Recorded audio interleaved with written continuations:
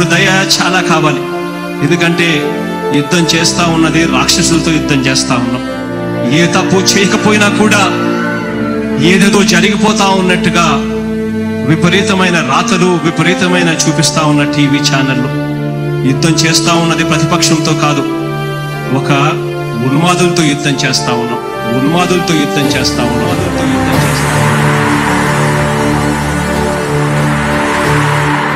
ధర్మ గుణకరుడ ధరణి సేవకుడ కలత చందకయ కారణ జన్ముడా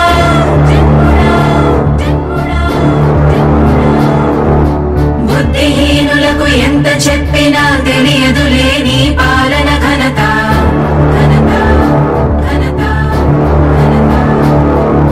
నువ్వేమ ధైర్యం, నువ్వేమ సైన్యం, నీ కండగున్నది జన ప్రభంజనం. ఆపకు యోధుడ నీ విజయపు పయనం.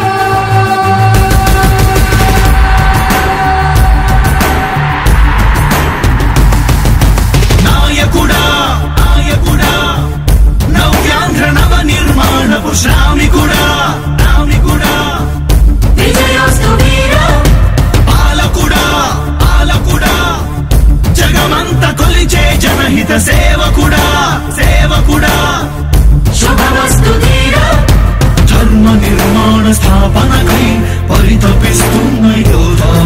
స్వార్థ బుద్ధి రాక్షస మూకలకు తెలియదులే నీ ఘనత. యుగానికొక్కడి పుడుతుంటాడు నీలాంటి జనగల కారణ జన్ముడు. చరిత్రకారుల పక్కన చేరెను నీ కీర్తికి గచద పట్టదు ఎప్పుడు. స్వాగతం స్వాగతం సేద సేద్య సంరక్షకుడా. స్వాగతం స్వాగతం ధైర్య శౌర్య నవోదయుడా. స్వాగతం స్వాగతం శాంతి సంకేత సైనికుడా. స్వాగతం స్వాగతం పంచభూతాల రూపకుడా. నాయకుడా నాయకుడా నవ్యాంధ్ర నవ నిర్మాణపు శ్రామికుడా. శ్రామికుడా స్వాగతం వీరా సేవకుడా. సేవకుడా నిజ జీవితాల్లో పొడిచే ఉషోదయుడా. ఉషోదయుడా స్వాగతం ధీరా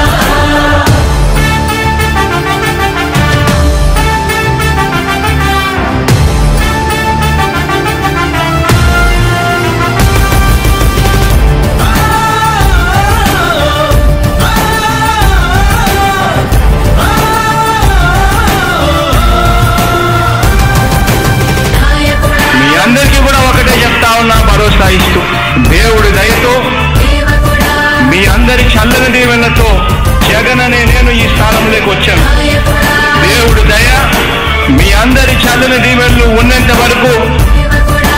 వాళ్ళు నా వెంట్రుక కూడా పీకలేరు అని చెప్పి కూడా ఈ సందర్భంగా తెలియజేస్తా ఉన్నాను. యుద్ధానికి ఒక రూపం ఉంటే నీలా ఉంటది అంటా. ఆమె చెప్పగలిగింది. మనం అందరం అనుభవించిన ఫలాలు, జగనన్న చేసిన మేలు, ఈ రాష్ట్రంలో రాజశేఖర రెడ్డి గారు ఉండబట్టే ఎంతమంది పేదల గుండెలు నిలబడ్డాయి. ఇంతకుముందు పెద్ద జబ్బు వస్తే హాస్పిటల్ తాకే శక్తి పేదవర్గాల్లో ఉందా? రాజశేఖర రెడ్డి గారి ఆలోచన. పెద్ద కాలేజీల్లో చదివించుకునే శక్తి పేదవర్గాల్లో ఉందా? రాజశేఖర రెడ్డి గారి ఆలోచన. వీటిని కొనసాగింపుగా మొత్తం ఈ జబ్బు ఆ జబ్బు అని కాకుండా ఏదైనా 25 లక్షల కంటే పెద్ద అవసరం ఇంకా పెద్దగా ఏమి ఉండదు. 25 లక్షల వరకు హాస్పిటల్ బిల్లు అయినా కానీ అది కూడా మళ్ళీ జగన్మోహన్ రెడ్డి గారు ఎంత బిల్లు అంటే అంత బిల్లు హాస్పిటల్ దోపిడీ చేస్తే ఒప్పుకోరా. ప్రతి దాని మీద నిఘా పెట్టాడు. వీళ్ళు బిల్లు కరెక్ట్గా వేస్తున్నారా లేదా అని. అదే కూటమి ప్రభుత్వంలో అయితే హాస్పిటల్లో దొంగ బిల్లులు రైజ్ చేసి ప్రభుత్వ సొమ్ములు లాగుతాయి. కాలేజీలు ఎంతంటే అంత ఫీజులు పెట్టుకొని ప్రభుత్వం డబ్బులు లాగుతాయి. కాలేజీ సామర్థ్యం ఎంత, వాళ్ళు వసూలు చేసుకోవాల్సిన ఫీజు ఎంత, హాస్పిటల్లో ఏ రోగానికి ఎంత ఖర్చు అవుతుందని అన్ని ఎస్టిమేషన్ తోటి డబ్బుని వృధా చేయకుండా పేదలందరికీ ఎక్కువ మందికి ఉపయోగపడేటట్టుగా ఒక ఆలోచనతో పరిపాలన చేస్తున్న జగన్ గారిని ఒక చెడ్డ ప్రచారం చేసి కుట్ర చేసి పేదల పక్షాన జగన్మోహన్ రెడ్డి గారు ఉన్నారని పెద్దలందరినీ ఒకటి చేసి పెట్టుబడులు రాజకీయాల్లో వాళ్ళందరి దగ్గర పెద్ద మొత్తాల్లో పెట్టుబడులు వసూలు చేసి ఈ రాష్ట్రాన్ని ఉన్నవాళ్ళు గెలిచారు. జగన్ గారి అవసరం ఏందో ఆయన ఓడిపోయినాక మీ అందరికీ అర్థమవుతుంది అనుకుంటా. అర్థమవుతుందా? ఈ చంద్రబాబు నాయుడు గారు ముఖ్యమంత్రిగా అవడం కోసం అలివిరాని మాటలు చెప్పి ప్రతి యువతకి 18 సంవత్సరాలు దాటితే పెన్షన్ ఇస్తా అన్నాడు, నెలకు 1500 కాడికి. ప్రతి ఒక్కరికి ఉద్యోగం ఇస్తా అన్నాడు, నెలకు 4 సంవత్సరానికి 4 లక్షల ఉద్యోగాలు, 5 ఏళ్లలో 20 లక్షల ఉద్యోగాలు ఇస్తా అన్నాడు బిడ్డలందరికీ. ఎవరికి ఉద్యోగాలు రాకపోతే నిరుద్యోగ వృత్తి ఇస్తా అన్నాడు. ఇవాళ ప్రతి మహిళకి 50 సంవత్సరాలు దాటితే 4000 పెన్షన్ ఇస్తా అన్నాడు. అసలు కొత్త కార్డు అనేది ఇంతవరకు తయారు కాల. 60 ఏళ్ళు దాటిన వాళ్ళు ఎదురు చూస్తున్నారు క్యూలో. ఉన్న పెన్షన్లు కట్ చేస్తున్నారు, వికలాంగుల పెన్షన్లు కట్ చేస్తున్నారు. ఉన్న పెన్షన్లని కట్ చేస్తూ 1000 రూపాయలు పెంచి అది డబ్బులు సర్దిరాక ఉన్న పెన్షన్లు కట్ చేస్తున్నారు. చేతగానప్పుడు నిజం మాట్లాడాలి కానీ ఏదో ఒక మాయోపాయం చేసి గెలవాలని మాయ మాటలు చెప్పి అధికారంలోకి వచ్చి ఇవాళ వాటికి ఎట్టా కత్తెర పెట్టాలనే ఆలోచనలోనే చంద్రబాబు నాయుడు ఉన్నాడు. చంద్రబాబు నాయుడు గారి ప్రభుత్వం ఎప్పుడైనా పెద్దల పక్షం, కార్పొరేట్ శక్తుల పక్షం, పెట్టుబడిదారుల పక్షం ఆలోచిస్తూ ఉంటుంది. వాళ్ళకి రాయితీలు ఇస్తే, ఇప్పుడు మనకి డబ్బులు ఇస్తే పేదలకి ఆరోగ్యకరం ఫీజులు, పిల్లలకు చదువులకు, ఆరోగ్య అవసరాలకు, చిన్న చిన్న వ్యాపారాలకు ఉపయోగించుకుంటాం. మనందరికి ఇవ్వాల్సిన వాటాల్లో కట్ చేసి పెద్దల కోసం వేల కోట్ల రూపాయలు పెట్టుబడి పెట్టేవాళ్ళు ఎత్తుక్కొని వాళ్ళకి రాయితీలు ఇస్తే వాళ్ళు ఇచ్చే లంచాలు మరిగి వాళ్ళ కోసమే చంద్రబాబు నాయుడు పనిచేస్తాడు. పేదలంటే ఆయనకి ఈ కూటమి నాయకులకి యావగింపు. ఓటర్లుగా చూస్తారు, పేదల్ని ఓటర్లుగా చూస్తారు కానీ పేదల పట్ల వాళ్ళకి ప్రేమ ఉండదు. పేదల్ని ప్రేమించింది వైఎస్ఆర్, వాళ్ళ తనయుడు జగన్మోహన్ రెడ్డి గారు మాత్రమే. నిజంగా మానవ సేవని ఆలోచించే వ్యక్తులు ఇవాళ ఒక తప్పుడు ప్రచారాల్లో పడి ప్రజలు మనల్ని ఓడించినప్పటికి కూడా నిజమేంటో అందరికీ, సమాజం అందరికీ అర్థమవుతా ఉంది. ఇప్పుడు ఈ పెన్షన్లు ఎగ్గొట్టడం, తల్లికి వందన అమ్మగోడు అని చెప్పి జగన్మోహన్ రెడ్డి గారు ఇస్తుంటే అది ఎంతమంది పిల్లలకైనా ఇస్తా అన్నాడు. ఓకే, సంవత్సరం జగన్మోహన్ రెడ్డి గారు పార్టీ తరఫున పిలిపించి మా అందరినీ పోయి కలెక్టర్ ఆఫీస్ మీద ధర్నాలు చేయమంటే 1000 మందిగా పోయి మేము ధర్నాలు చేస్తే మొన్న సంవత్సరం ఇచ్చాడు. అదేవిధంగా పెన్షన్లో కట్ చేస్తుంటే మేము పోయి ధర్నాలు చేస్తుంటే ఇప్పుడు మళ్ళీ ఆపుతారంటున్నాడు, కటింగ్ లేకుండా ఆపుతారంటున్నాడు.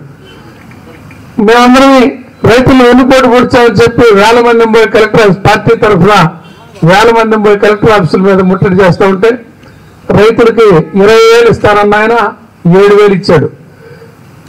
మీ తరఫున, మీ మనిషిగా, మీ నాయకుడిగా, మీకోసమై వైఎస్ఆర్ పార్టీ నాయకుడు జగన్మోహన్ రెడ్డి గారు ఆయన ఆధ్వర్యంలో మేమందరం పనిచేస్తాం. ఈ ప్రభుత్వం ఏ ఒక్క తప్పు చేయకుండా మీరు వీలున్న కాడికి అరికట్టి హామీలు నెరవేర్చడానికి, మీ పక్షాన పోరాటానికి మేము సిద్ధంగా ఉన్నాం. వాళ్ళ వంచనని మీరు అర్థం చేసుకోండి. మనం ఈ కష్టకాలంలో కానీ ప్రభుత్వానికి ఎదురు నిలబడకపోతే మొత్తం మన సొమ్ముని వేరే వాళ్ళకి రాయితీల కింద ఇచ్చి వాళ్ళు సంపాదించుకుంటారు, మనల్ని గుండు కొట్టిస్తారు పేద వర్గాల్ని. అందుకోసం మీ గొంతుగా, మీ తరఫున మేము పోరాడుతుంటే మొన్న అంబేద్కర్ గారికి దండేస్తాం మేము. అంబేద్కర్ గారి విగ్రహానికి దండేస్తుంటే కేసు పెట్టారు. అంటే వైఎస్ఆర్ పార్టీ వాళ్ళు అంబేద్కర్ గారికో, జ్యోతిరావు పూలే గారికో ఆ మానవుల విగ్రహాలు రోడ్ల మీద పెట్టుకునేందుకు మనం రాజ్యాంగ స్ఫూర్తిని గుర్తు చేసుకొని, అయ్యా మీ రాజ్యాంగంలో ఇంత అన్యాయం చేస్తున్నారని మనం దండేసుకొని గుర్తు చేద్దాం అనుకుంటే అంబేద్కర్ విగ్రహానికి దండేసరికి మా మీద కేసు పెట్టారన్నా ఈ పోలీసులు. ఈ కేసులకు విరము, ఎన్ని కేసులు పెట్టుకున్నా మీకంటే మేమే ముందుంటాం. న్యాయమైన సమస్యలన్నిటికీ మీ తరఫున మేము పోరాటానికి సిద్ధంగా ఉన్నాం. మీరందరూ సంఘటితంగా పార్టీకి రక్షణగా ఉండండి. ఇక్కడ మంచి టీం యువకులందరూ పార్టీలో కమిటీల్లోకి వచ్చి ఏ కార్యక్రమం అయినా ముందుకొచ్చి ఈ 4 ఏళ్ళు మీరు మాతో నడవాలి. ఈ ప్రాంతంలో కూడా నాకు అనేక మంది వ్యక్తిగతంగా తెలుసు. ఆంధ్రే వాళ్ళ కుటుంబం, అట్లాగే రత్నం గారిని చనిపోయాడు ఆయన, వాళ్ళ మనవడు ఇక్కడ ఉన్నాడు. వాడు శరాబును అంటే నాకు చిన్నప్పుడు మాది బొగ్గు వ్యాపారం ఉండేది. లారీలు అన్లోడింగ్కి ఇక్కడికి వచ్చి వాళ్ళని పిలుచుకెళ్తుండేవాడిని నేను నిక్కర్లు వేసుకున్నప్పుడు. అదాక నాకు కులమత వ్యత్యాసాలు తెలియవు. మా నాన్న వస్తే ప్రతి ఒక్కరూ మా కుటుంబ సభ్యురాలనే ఆలోచన మాది. మిమ్మల్ని ఓటర్లుగా చూడడం, మా కుటుంబ సభ్యుల్లాగా చూస్తానని మీకు మాటిస్తున్నా.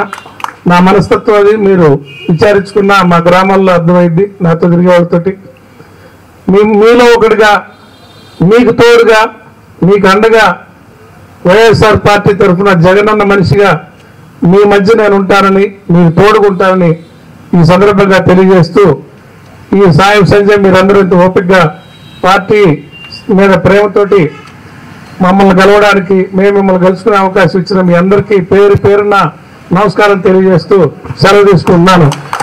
జై జగన్, జై జగన్, జోహార్ వైఎస్ఆర్. ఈరోజు వైఎస్ జగన్మోహన్ రెడ్డి గారు మన మధ్యకు మనందరి కోరిక మేరకు ఒక మంచి అభ్యర్థిని నియమించడం జరిగింది. అందరికీ అందుబాటులో ఉండేటువంటి వ్యక్తి, చిన్న పెద్ద తేడా లేకుండా గౌరవిస్తూ ప్రతి ఒక్కరిని దగ్గరికి తీసుకొని సమస్యలు తెలుసుకునేటువంటి వ్యక్తి, మన సమస్యల పట్ల నిలబడి పోరాటం చేసి మనకు అండగా ఉండేటువంటి వ్యక్తి మరి మన చుండూరి బాబు గారిని మన మధ్యకు పంపించడం జరిగింది వైఎస్ జగన్మోహన్ రెడ్డి గారు. ఇక్కడ నేను ఒక విషయం గట్టిగా చెప్పదలుచుకున్నా. గతంలో మనం ఎంతో మందిని చూసాం. నేను కూడా మరి గతంలో పోటీ చేసినటువంటి వాళ్ళని ఇక్కడికి అనేక సందర్భాల్లో తీసుకురావడం, మన వాళ్ళ మధ్యకి మన వాళ్ళందరూ కూడా పరిచయం చేసినటువంటి వ్యక్తులు కూడా మేము గతంలో. కానీ మరి అలాంటి వ్యక్తులు మరి ఈరోజు జగన్మోహన్ రెడ్డి గారిని కాదని ఆయన వదిలిపెట్టేసిన తర్వాత మేము కూడా ఆయన వదిలిపెట్టడం జరిగింది. ఇక్కడ ఏ కార్యక్రమం జరిగినా కూడా నేను కూడా వస్తుండేవాడిని. ప్రతి కార్యక్రమంలో ప్రారంభం నుంచి ఆయన్ని ఇక్కడ పరిచయం చేసింది కూడా నేనే. ముఖ్యంగా మన పాలనలకు సంబంధించి నేనంటే పెట్టుకెళ్ళి పరిచయం చేసినటువంటి సందర్భాలు అనేకం ఉన్నాయి గత 30 ఏళ్ళ నుంచి. కానీ మనకు అందుబాటులో లేకుండా, మన సమస్యల పట్ల స్పందించకుండా, మనల్ని పట్టించుకోకుండా ఉన్నటువంటి సందర్భాలు కూడా అనేక ఉన్నాయి. అలాంటి సందర్భాల్లో మరి ఇక్కడ ఉన్నటువంటి చాలామంది మిత్రులకు తెలుసు. మరి వాళ్ళు చాలామంది ఇక్కడ లేరు కూడా ప్రస్తుతం ఇక్కడ. సరే, ఏది ఏమైనా జగన్మోహన్ రెడ్డి గారి మీద అభిమానం అనేటువంటిది నా దగ్గర నుంచి మీ అందరికీ ఉంది కాబట్టి ఈరోజు ఇంతమంది మేము ఇక్కడ కూర్చోగలిగాం. గతంలో మరి అనేక సందర్భాల్లో నేను గతంలో ఉన్నటువంటి అభ్యర్థిని తీసుకొచ్చి వాసుడు మీ అందరికీ పరిచయం చేయడం, మరి నేను కూడా ఇక్కడే తిరిగి ఇక్కడే ఉన్నాం మనకు తెలుసు కాబట్టి అప్పుడు అందరూ, ఇప్పుడు జనరేషన్ అంతా పిల్లలు వచ్చేసారు, ఇక్కడ పెద్దవాళ్ళందరూ మనకి తెలుసు. ఈరోజు కూడా మా ఇల్లు ఇక్కడే ఉంది, వెనకే మా ఇల్లు కూడా ఉంది, ఇప్పటికీ ఉంది ఇల్లు. కాబట్టి నాకున్నటువంటి, నేను ఇక్కడ ఉన్నటువంటి బంధుత్వం కానీ సంబంధాలు కానీ అవన్నీ కూడా గతంలో మరి అందరిని రిక్వెస్ట్ చేసి మరి ఆ రోజు కాంగ్రెస్ పార్టీకి సపోర్ట్ చేయించడం జరిగింది. కానీ అదే కాంగ్రెస్ పార్టీ జగన్మోహన్ రెడ్డి గారిని ఇబ్బంది పెట్టి జగన్మోహన్ రెడ్డి గారిని దాదాపు 16 నెలలు జైల్లో పెట్టినటువంటి పరిస్థితి కూడా మనందరికీ తెలుసు. అలాంటి పరిస్థితుల్లో కాంగ్రెస్ పార్టీని వదిలేయడం జరిగింది. అయితే ఇక్కడ జగన్మోహన్ రెడ్డి గారు మరి వైఎస్ఆర్ కాంగ్రెస్ పార్టీ పెట్టిన తర్వాత మనందరం కూడా వైఎస్ఆర్ కాంగ్రెస్ పార్టీకే మద్దతు ఇస్తూ ఉన్నాం. మొన్న జరిగినటువంటి ఎన్నికలు మీకు తెలుసు ఎలా జరిగిందో. ఎందుకంటే మన వాళ్ళు అంతా పర్టికులర్గా జగన్మోహన్ రెడ్డి గారికి ఓట్లు వేస్తామని ఎవరిని అడిగినా చెప్తున్నారు. కానీ ఎందుకు అక్కడ ఓట్లు కనపట్టలేదు, ఎందుకు ఆయన ఓడిపోయారు అనేటువంటిది పరిశీలన చేస్తే మీకు అర్థమవుతుంది. ఈ ఓటింగ్ మిషన్స్లో ఏం అన్యాయం జరిగిందో, ఏం పొరపాటు జరిగిందో, ఏ విధంగా 151 సీట్ల నుంచి మరి 11 సీట్ల వరకు పరిమితం అయ్యారంటే మనం అర్థం చేసుకోవచ్చు జరిగిన మోసం ఏంటో. కానీ ఈసారి అలా జరగకుండా మనం అప్రమత్తంగా ఉండేందుకు మరి జగన్మోహన్ రెడ్డి గారు అన్ని ఏర్పాట్లు చేస్తున్నారు. అలాంటి ఇబ్బంది లేకుండా మీ అందరూ ఈసారి గతంలో ఏ విధంగా అయితే అప్పట్లో రాజశేఖర రెడ్డి గారిని కాంగ్రెస్ పార్టీని చూశారు, ఆ తర్వాత జగన్మోహన్ రెడ్డి గారిని చూసి ఆదరించారు, మరొకసారి కూడా మరి రాబోయే రోజుల్లో స్థానిక సంస్థల నుంచి మళ్ళీ అసెంబ్లీ ఎలక్షన్లు వచ్చే వరకు కూడా మీరు గట్టిగా నిలబడి మళ్ళీ జగన్మోహన్ రెడ్డి గారిని ముఖ్యమంత్రి చేసే వరకు కూడా శ్రమిస్తారని మీ అందరిని కూడా మనస్ఫూర్తిగా కోరుకుంటున్నాను. ఎందుకంటే పేదల మనిషి, పేదల పక్షపాతి జగన్మోహన్ రెడ్డి గారు. అలాంటి మరి జగన్మోహన్ రెడ్డి గారు మరి చుండూరు రాఘవరావు గారిని మన మధ్యకి పంపించారు. మరి ఆయన్ని గెలిపించాలి. ఆయన అక్కడ ముఖ్యమంత్రి కావాలంటే ఈయన ఇక్కడ గెలవాలి. ఆ ఒక్క విషయాన్ని గుర్తుపెట్టుకోండి. జగన్మోహన్ రెడ్డి గారు అక్కడ ముఖ్యమంత్రి కావాలంటే శాసనసభ్యులు ఉంటేనే కదా ముఖ్యమంత్రి అయ్యేది. ఈరోజు శాసనసభ్యులు గెలవనందువల్ల లేదా వాళ్ళు అన్యాయం చేశారు కాబట్టే కదా మనకి ముఖ్యమంత్రి పీఠం నుంచి ఆయన దిగిపోతే ఈరోజు పేదలు పడేటువంటి కష్టాలు అన్నీ ఇన్ని కాదు. రేషన్ షాపులు కూడా చూస్తున్నారు కదా. మరి ఎక్కడికి ఇక్కడ మరి ఈ పాలెంలో ఎక్కడికి వెళ్తున్నారు, రేషన్ షాప్కి ఎక్కడికి వెళ్తున్నారు, ఇక్కడ ఖమ్మంపాలెం. అలాంటి పరిస్థితి గతంలో ఎక్కడమ్మా ఇంటికి వచ్చేది, ఎక్కడికి వచ్చేది మరి బడికొట్టం కాడ ఆగేవాళ్ళం బహుశా నాకు తెలిసి. ఇక్కడ వచ్చి మరి ఇదే వీధి, ఒక వీధికి అవతల వీధికి ఈ 2 వీధులు వచ్చేవాళ్ళు. మరి ఎందుకు వచ్చింది ఆ పరిస్థితి మనకి? మనం ఎందుకు పేపర్ బ్యాగులు పట్టుకొని పోయి అక్కడ క్యూలో నిలబడాల్సిన పరిస్థితి? అందరికీ కుదరదు, కొద్దిమంది కుదురుతుంది. అక్కడ పోయి నిలబడడానికి ఉన్న కుర్రోళ్ళు ఉంటే పోయినారు. పెద్దోళ్ళ పరిస్థితి ఏంటి? ఇళ్లలో పెద్దోళ్ళు ఉంటారు, వాళ్ళ పిల్లలు పనులకు వెళ్ళిపోయి ఉంటారు. చాలా మంది మన పాలెంలో కూడా బోల్డ్ మంది హైదరాబాద్లో పనిచేసే వాళ్ళు ఉన్నారు, ఏ ఇతర ఊళ్ళలో పనిచేసే వాళ్ళు ఉన్నారు బోల్డ్ మంది. అలాంటి వాళ్ళకి ఇబ్బందికరమైనటువంటి పరిస్థితులు కలిగినాయి. అంటే దీనికి కారణం మరి ఈ రోజు ఉన్నటువంటి ప్రభుత్వం, ఈ కూటమిని గద్దెదించాల్సినటువంటి అవసరం ఉంది.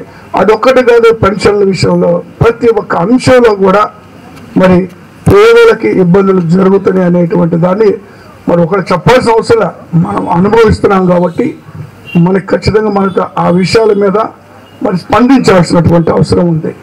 మరి అలా రాబోయే రోజుల్లో మరి మంచి పరిపాలన గతంలో సచివాలయం ద్వారా అన్నీ జరిగిపోయినాయి. మనకి ఎక్కడ అసలు మన ఇంట్లో నుంచి బయటికి రాకుండా కూడా జరిగిపోయిన సందర్భాలు ఉన్నాయి.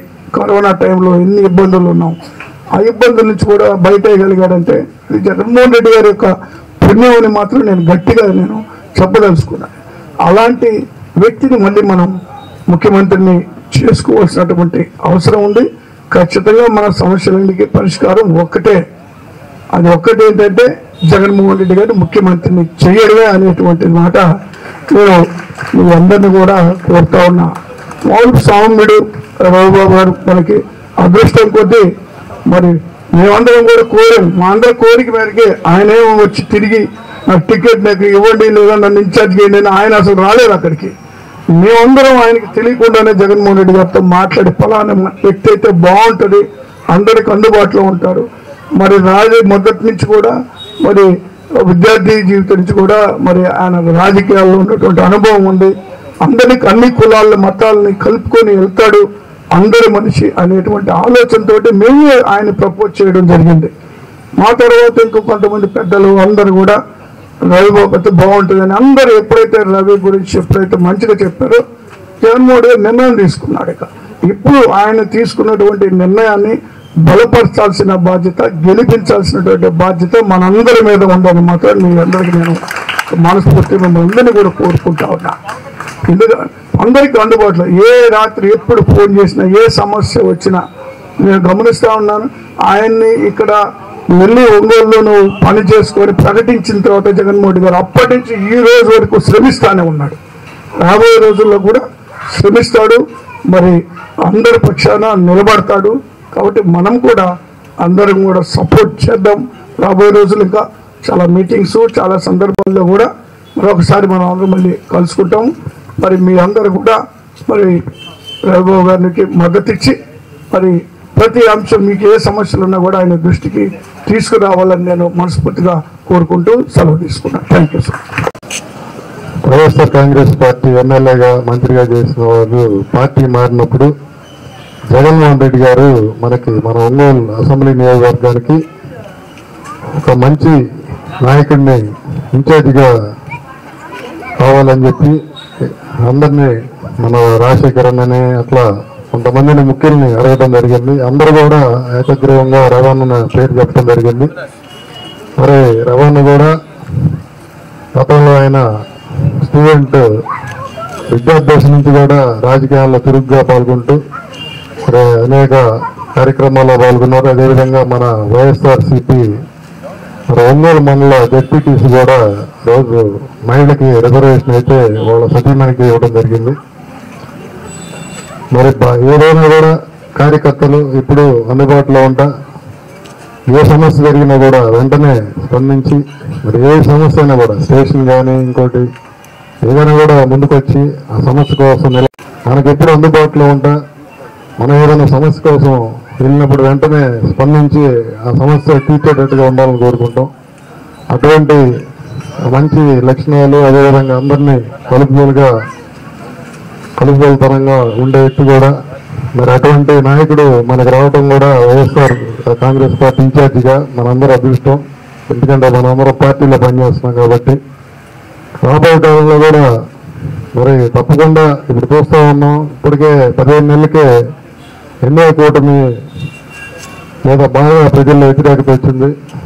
ఎందువల్లంటే వాళ్ళు ఎలక్షన్ ముందు ఏదైతే తప్పుడు హామీలు ఇచ్చారో అమలు కాని హామీలు అవి ఇచ్చిన సూపర్ 6లో ఏ ఒక్కటి కూడా కరెక్ట్గా అమలు చేయట్లేదు. మరి తల్లికి వందనం ఉన్నారు, అది కూడా ఎంతమంది పిల్లలు అయితే అంతమంది పిల్లలందరికీ డబ్బులు అన్నారు. అది కూడా 15,000 కాకుండా 13,000, 12,000 అట్లా.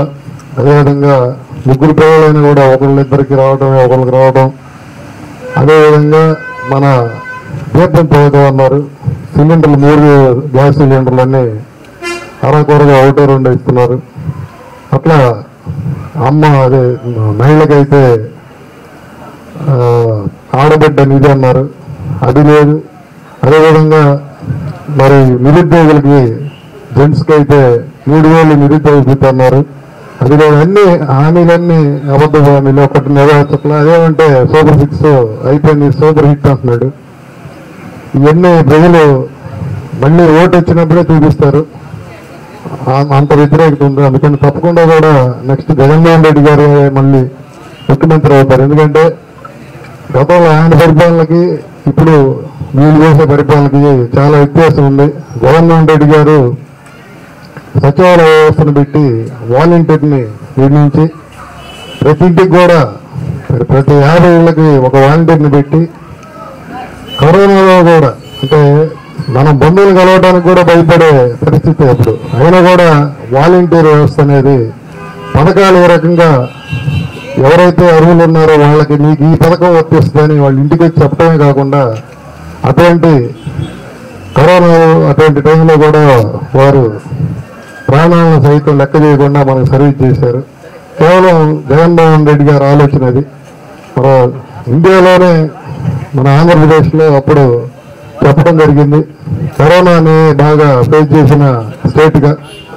మరి అట్లానే అనేక పథకాలు దాదాపు పేదలకి, ముఖ్యంగా మహిళలకి, పేదలకి, రైతులకి, ఏ రంగంలో ఉన్న వారికైనా కూడా జగన్మోహన్ రెడ్డి గారు ఏదైతే మేనిఫెస్టోలో పెట్టారో అది ఫ్యూచర్ తప్పకుండా అందరికి అందేటట్టుగా ఆయన పరిపాలన ఉంది. కానీ ఇప్పుడు పరిపాలన దానికి భిన్నంగా ఉంది కాబట్టి కేవలం స్టార్టింగ్ 3 నెలల నుంచే వ్యతిరేకత వచ్చింది. ఇప్పుడు నెలలు పెరిగే కొంది ఎన్డీఏ కూటమి మీద వ్యతిరేకత పెరుగుతూనే ఉంది. అందువల్ల తప్పకుండా నెక్స్ట్ మరలా జగన్మోహన్ రెడ్డి గారే ముఖ్యమంత్రి అవుతారు. మరి ఏ ఎలక్షన్లు వచ్చినా కూడా మనకి త్వరలో మన కార్పొరేషన్ ఎలక్షన్ కూడా వస్తున్నాయి. ఏ ఎలక్షన్లు వచ్చినా మనకు అసెంబ్లీ ఎలక్షన్ కానీ తప్పకుండా మీరందరూ కూడా మళ్ళా మన జగన్మోహన్ రెడ్డి గారిని ముఖ్యమంత్రిని చేసుకోవాలి. మనకి ఇక్కడ కొత్తగా ఎవరైతే ఇప్పుడు మనకి జగన్మోహన్ రెడ్డి గారు నియమించారో వైఎస్ఆర్ కాంగ్రెస్ పార్టీ ఇన్ఛార్జిగా, ఆయన్ని మనం ఎమ్మెల్యేగా మనందరం కూడా మంచి మెజార్టీతో గెలిపించుకోవాలని మిమ్మల్ని అందరూ కూడా కోరుకుంటూ, ఇప్పుడు ఈరోజు రాష్ట్రంలో ఏం జరుగుతుంది అనేది ప్రతి ఒక్కరు చూస్తూనే ఉన్నారు. ప్రత్యేకంగా పెన్షన్లు అనే దాని మీద రాష్ట్ర వ్యాప్తంగా ఎలాంటి నిరసనలు ఎలాంటి ఉద్యమాలు జరుగుతూ ఉన్నాయో ప్రతి ఒక్కరు చూస్తూ ఉన్నారు. అదిగాక వికలాంగులకి ఉన్నటువంటి పెన్షన్లు చాలా తీసేసినటువంటి పరిస్థితి రాష్ట్రంలో దగ్గర లక్షల్లో ఉన్నాయి.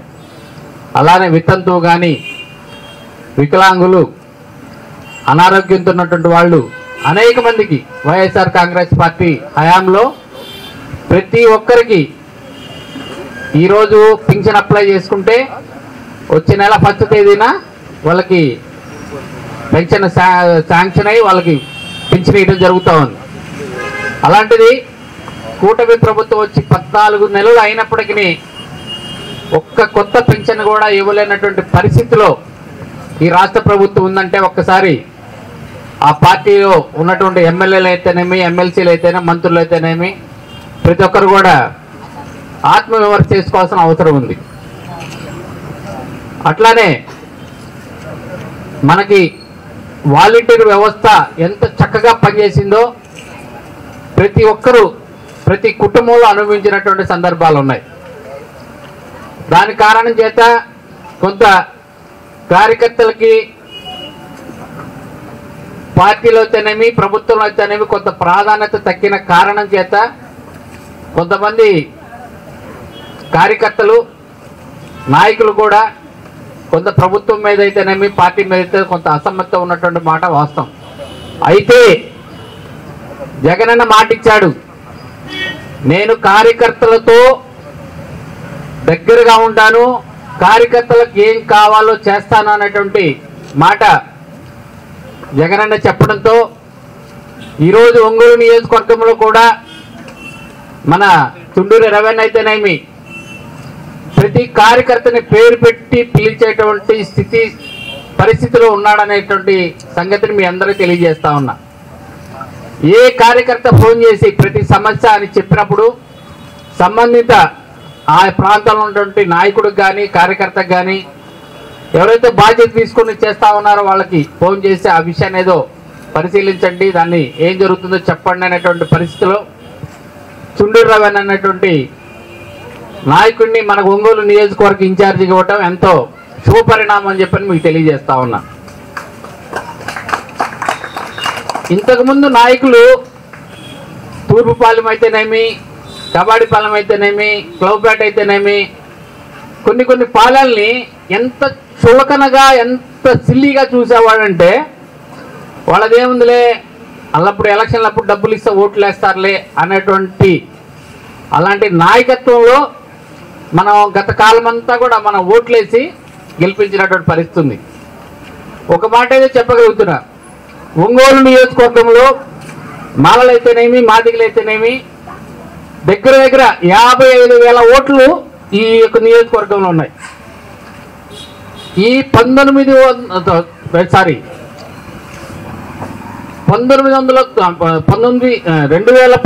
నుంచి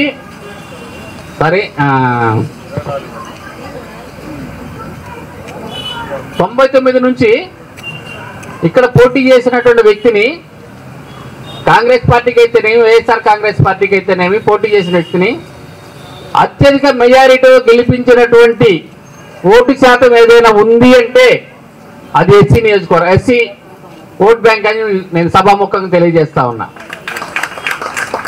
ఎస్సీ ఓట్ బ్యాంక్ అనేది ఒంగోలులో కాంగ్రెస్ పార్టీకైనా వైఎస్ఆర్ కాంగ్రెస్ పార్టీకైనా నుంచున్న వ్యక్తికి సపోర్ట్ చేయకపోతే అన్నిసార్లు ఎమ్మెల్యే ఎవడు కాదు, అన్నిసార్లు మంత్రి ఎవడు కూడా కాదని సందర్భంగా తెలియజేస్తా ఉన్నా.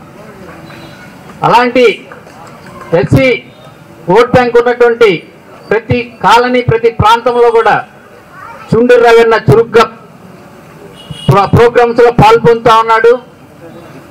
ఆ ప్రోగ్రామ్స్ లో ప్రతి ఒక్క నాయకుడికి ప్రతి ఒక్క కార్యకర్తకు కూడా గౌరవాన్ని ఇస్తా ప్రతి ఒక్కరితో కూడా ముఖాముఖిగా మాట్లాడటం జరుగుతూ ఉంది. కాబట్టి ఎస్సీ నియోజకవర్గం ఎస్సీ ఓటు శాతం ఉన్నటువంటి మనందరం కూడా రాబోయే దినాల్లో చుండూరు రవీణని మనం అత్యధికమైనటువంటి మెజారిటీతో గెలిపించుకోవాల్సిన బాధ్యత కూడా మనదే అని చెప్పని ఈ సభాముఖంగా తెలియజేస్తా ఉన్నా. ఇంకా ఎస్సీలకు వచ్చేటువంటి ప్రతి ఒక్క పథకం ఎస్సీ కార్పొరేషన్ నిధులు అన్నారు, ఎస్సీ కార్పొరేషన్ లోన్స్ అన్నారు, ఎస్సీ కార్పొరేషన్ల ద్వారా అవి చేస్తాం ఇవి చేస్తామన్నారు. ఏ ఒక్క పథకం కూడా ఎస్సీలకి అందినటువంటి పరిస్థితులు లేవు. కారణం ఏంటంటే ఎస్సీలందరూ కూడా వైఎస్ఆర్ కాంగ్రెస్ పార్టీకి అనుకూలంగా ఉంటారు.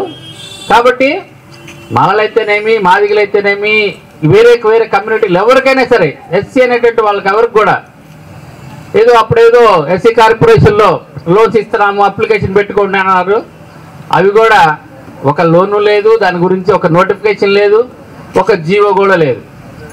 మరి ఎస్సీ కార్పొరేషన్ అటువంటి చైర్మన్లు అయితేనే వాళ్ళు ఆ కమ్యూనిటీ తరపునటువంటి నాయకత్వం వహిస్తున్నటువంటి వాళ్ళు ఆలోచించాలా, ఎస్సీలకి ఎంత అన్యాయం జరుగుతుందనేది ఆలోచిస్తారని చెప్పి సభాముఖ్యం తెలియజేస్తూ నాకు ఈ అవకాశం ఇచ్చినటువంటి అధ్యక్షుల వారికి ధన్యవాదాలు తెలియజేసి సెలవు తీసుకుంటూ ఉన్నా.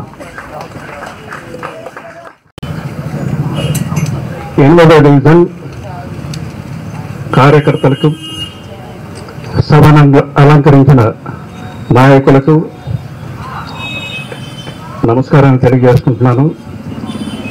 నేను ఈ డివిజన్ చాలాసార్లు ప్రచారంకి వచ్చాను. ఇక్కడ ఓటింగ్ ఎక్కువగా వైఎస్ఆర్సీపీకే ఉంటుంది. అందులో సగం అటుపోతుంది కమ్మపాలెంకి, ఖమ్మం ఇటు సగం వస్తుందన్నమాట. ముఖ్యంగా తీసుకుంటే చుండూరు రావుబాబు గారు పార్టీ కష్టకాలంలో ఉంటే ఎవరు ముందుకు రారు, కేసులు పెడతారనో ఇంకా ఏదేదో జరుగుతుందనే భయం చొప్పున ముందుకు రారనమాట. అలాంటిది పార్టీని 0 నుంచి తీసుకొని వస్తూ ఉన్నాడు ఆయన. ప్రతి డివిజన్లో 2 మండలాలు, నగరం 50 డివిజన్లు ఆయన కింది స్థాయి నుంచి కార్యకర్తలు ఎవరు, పనిచేసే వాళ్ళు ఎవరనేది తీసుకొని వస్తూ ఉన్నారు. అంతకుముందు మనకి 40 డివిజన్ల పైన వైఎస్ఆర్ కాంగ్రెస్ పార్టీ గెలిచింది. అందులో ఒక 20 మంది తెలుగుదేశంలోకి వెళ్ళిపోయారు, ఒక 20 మంది జనసేనలోకి వెళ్ళిపోయారు. వీళ్ళ స్వార్థం కోసం, వీళ్ళ డబ్బు కోసం, వీళ్ళ కాంట్రాక్టుల కోసం వెళ్ళిపోయారు. అంటే వాళ్ళు ఏ సింబల్ మీద నిలబడ్డారు, నిలబడిన సింబల్ని అవమానిస్తూ వేరే సింబల్కి వెళ్ళిపోయారు. ఇక్కడ వాళ్ళు వెళ్ళిపోయాక ఆయా డివిజన్స్ లో ఉండే కార్యకర్తలకు అంతకుముందు జరిగిన అవమానాలు, అంతకు ముందు జరిగిన అవాంతరాల నుంచి వాళ్ళు ఇప్పుడిప్పుడే బయటకు వస్తూ ఉన్నారు. ఒక కార్పొరేటర్ వల్ల కార్యకర్తలు ఎంతో మంది చాలా సఫర్ అయి ఉన్నారు డివిజన్స్ లో. వాళ్ళు ఇప్పుడు ముందుకొచ్చి వాళ్ళు పార్టీకి అండగా నిలుస్తూ ఉన్నారు. ఇప్పుడు ఎవరైతే నిలుస్తున్నారో వారికి భవిష్యత్తు ఉంటుంది. ముఖ్యంగా తీసుకుంటే ఈ పక్కనే టిట్కో ఇళ్ళు ఉన్నాయి. టిట్కో ఇళ్ళు అంతకుముందు టిట్కో ఇళ్ళు మంజూరు చేశారు కొత్తూరు దగ్గర. అలాగే రాష్ట్ర వ్యాప్తంగా టిట్కో ఇళ్ళు, దానికి రాష్ట్ర వ్యాప్తంగా బ్యాంకుల నుంచి అప్పులు తెచ్చింది చంద్రబాబు నాయుడు. అప్పులు తెచ్చి ఒక్కొక్క ఇంటికి 2.5 లక్షలు అప్పు తెచ్చాడు. ఆ టిట్కో ఇళ్ళకి మీ ద్వారా 25,000, 50,000 అట్లా డబ్బులు కట్టించుకున్నాడు. చాలా డబ్బులు కట్టించుకొని కూడా ఈ రోజుకి టిట్కో ఇళ్ళు ఇవ్వలేదు. అది ఆయన చేసిన మోసాన్ని జగన్మోహన్ రెడ్డి మీద నెరపా ఉన్నారు. ఆయన చేయడం ఏంటి, అప్పుడు చేశాడని వీళ్ళు చెప్తా ఉన్నారు. రెండోది తీసుకుంటే అగ్రిగోల్డ్, మీరు ప్రతి ఇంట్లో కూడా అగ్రిగోల్డ్ పైసా కూడబెట్టి అగ్రిగోల్డ్ కట్టారు. అగ్రిగోల్డ్ ఏమైంది, ఈ రోజున మూతపడింది. ఈ మూతపడటానికి కారణం ఎవరు? తెలుగుదేశం నాయకులు. అంతకుముందు అగ్రిగోల్డ్ ఆస్తులన్నీ వాళ్ళు స్వాధీనం చేసుకొని, అగ్రిగోల్డ్కి సంబంధించిన భూములన్నీ స్వాధీనం చేసుకొని వాళ్ళు చేసుకోవటం వల్ల అగ్రిగోల్డ్ దెబ్బతిన్నది. తర్వాత జగన్మోహన్ రెడ్డి గారి ప్రభుత్వం 2019లో వచ్చింది. ఈ అగ్రిగోల్డ్ బాధితుల్ని గమనించింది. జగన్మోహన్ రెడ్డి గారు గమనించారు, అరే వీళ్ళు పాపం పేదోళ్ళు పైసా కూడబెట్టుకొని డబ్బులు పెట్టారే, వీళ్ళకి న్యాయం చేయాలి అని 10,000 రూపాయల లోపు అగ్రిగోల్డ్ బాధితులకి ఒకసారి ఒక ఇన్స్టాల్మెంట్లో డబ్బులు ఇచ్చారు. తర్వాత 3 నెలలకి రెండో విడత 20,000 రూపాయలు అగ్రిగోల్డ్ బాధితులకి